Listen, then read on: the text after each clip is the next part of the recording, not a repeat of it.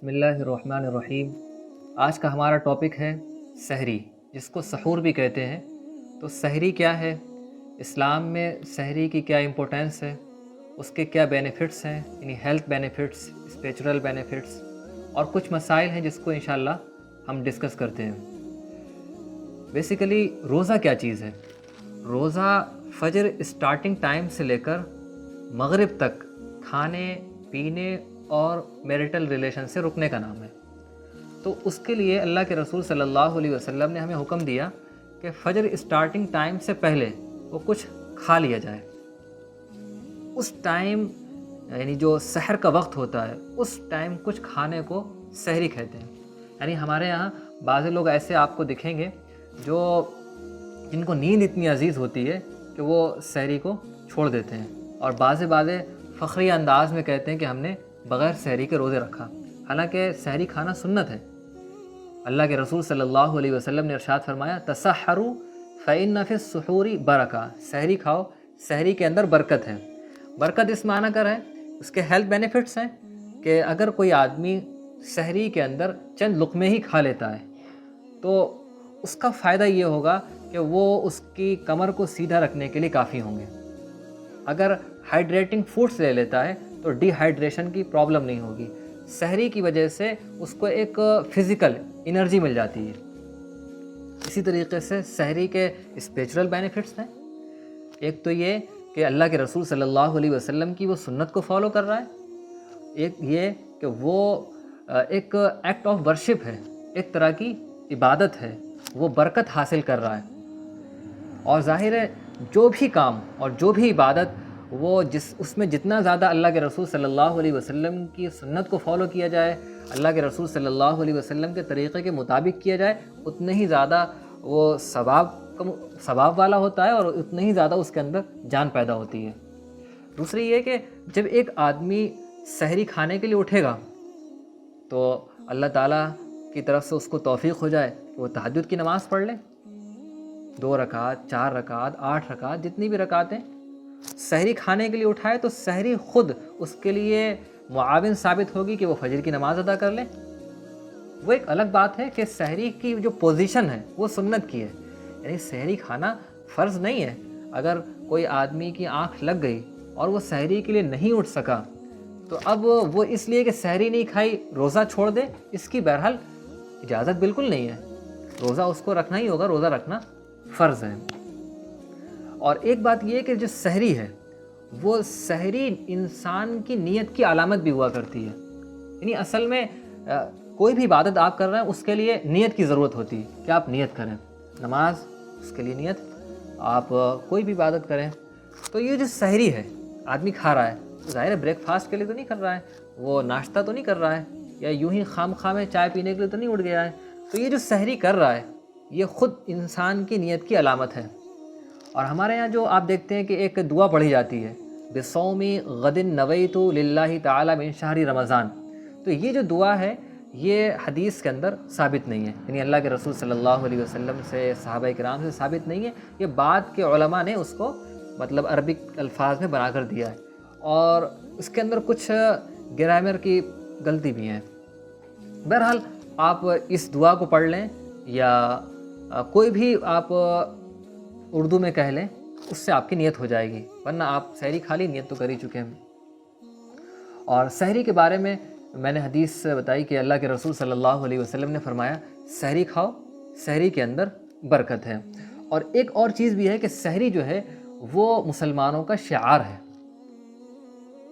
اللہ کے رسول صلی اللہ علیہ وسلم نے فرمایا فصل ما بین صیامنا و صیام اہل الکتاب اکلۃ السحر، کہ ہمارے روزوں اور اہل کتاب کے روزوں کے درمیان جو چیز فرق کرنے والی ہے وہ سحری ہے، کیونکہ ہمارے علم میں ہے کہ روزہ اس امت پر فرض کیا گیا ہے، اور حضور صلی اللہ علیہ وسلم سے جو پہلے امتیں گزری ہیں ان پر بھی روزہ فرض کیا گیا تھا۔ تو حضور نے فرمایا وہ لوگ سحری نہیں کھاتے ہیں اور ہمیں اور آپ کو سحری کھانا ہے۔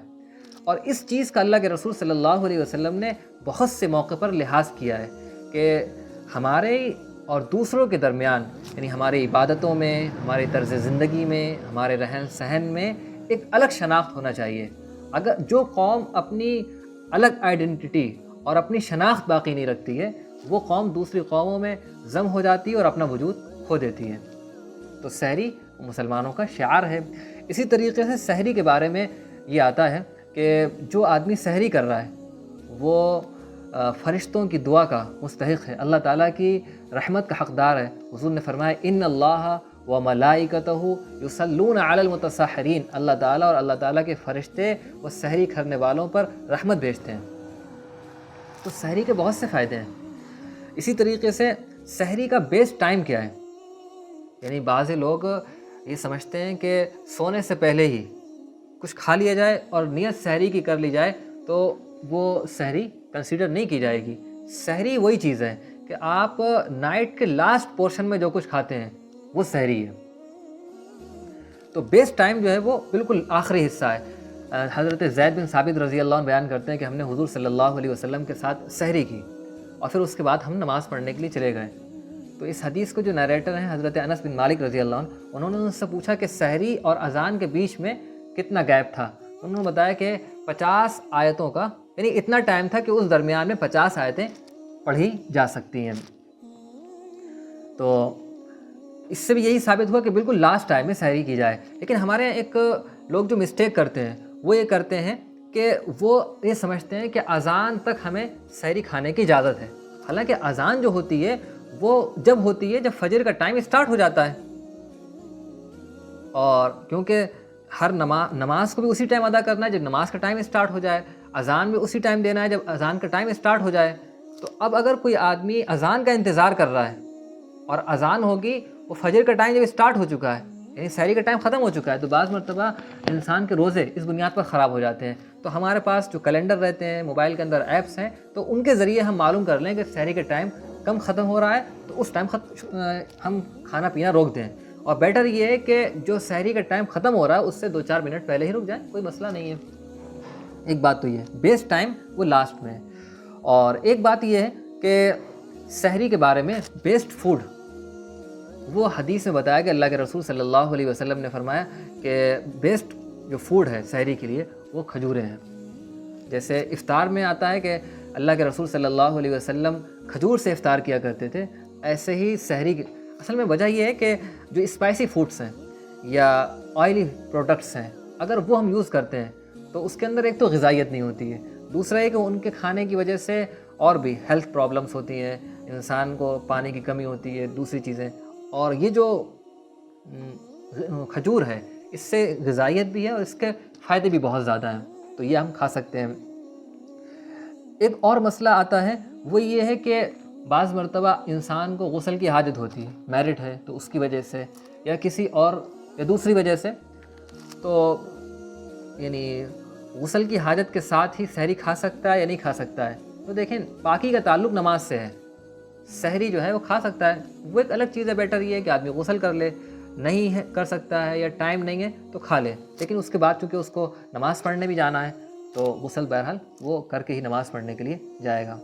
تو سحری کے بہت سے فائدے ہیں، اور سب سے اہم چیز یہ ہے کہ اللہ کے رسول صلی اللہ علیہ وسلم کی سنت ہے، حضور صلی اللہ علیہ وسلم نے ہمیں حکم دیا ہے، مسلمانوں کا شعار ہے، اس لیے اس کو ہمیں ہلکے میں نہیں لینا چاہیے بلکہ اہتمام کے ساتھ سحری کھانا چاہیے۔